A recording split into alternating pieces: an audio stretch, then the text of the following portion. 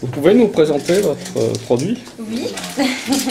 Alors du coup, cette cuvée-là, c'est la dernière cuvée qu'on a créée, donc avec mon père, puisque je travaille avec mon père, je suis la 3e génération de vigneron en fait. Donc on est situé à côté de Château-Thierry, à Bral.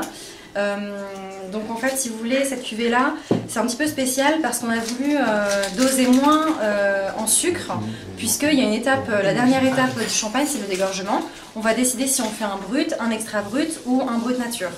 Et en fait, l'objectif ici, c'était vraiment de faire ressortir le terroir, le vin, de faire un vin honnête, un vin brut, mais vraiment brut nature en fait, avec le moins de sucre possible. Merci. Donc là, celui-là, il s'appelle la cuvée nude, parce qu'on voulait vraiment faire un vin totalement transparent en fait, d'où aussi la bouteille, pour faire ressortir uniquement le terroir. Et en fait, quand on met moins de sucre au dégorgement, ça fait vraiment ressortir le goût du vin, vraiment la pureté du vin en fait. Donc si vous voulez, c'est une cuvée qui est millésime 2015. En effet. Voilà, en tout cas, elle a été vieillie pendant 4 ans sur latte. Une super odeur qui apparaît.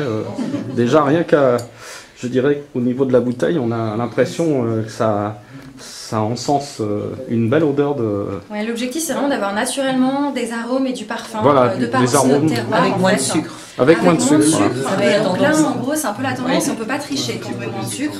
On peut pas ça masque pas, masquer des goûts et masquer justement une jeunesse du champagne, puisque la loi de vieillir du champagne, c'est 15 mois.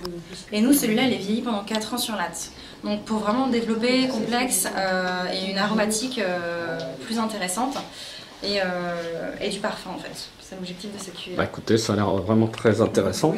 Je pense qu'on va apprécier. Donc, vieillir sur latte, ça veut dire latte. Vieillir sur latte, en fait, c'est vieillir le vin. Des lattes. Oui, à l'horizontale, en contact avec la levure en fait. Parce que si vous voulez, pour faire du champagne, la mise en bouteille, donc là on a fait les vendanges, la mise en bouteille elle va se faire en mai 2021. On ajoute des levures, les levures vont manger le sucre et rejeter du CO2, donc du dioxyde de carbone, pour faire le champagne. Donc ça c'est la prise de mousse. Et on doit ensuite attendre 15 mois minimum pour les bruts sans année et 3 ans minimum pour les millésimés, pour que justement la complexité se développe avec les levures. Donc ici c'est 4 ans sur lit, donc on voit que c'est plus aromatique qu'un champagne qui serait plus jeune et donc du coup goût plus léger en fait. Mais 80% des champagnes sont vraiment bruts sans année et vieillis 15 mois. Donc c'est pour ça qu'ils sont plus légers.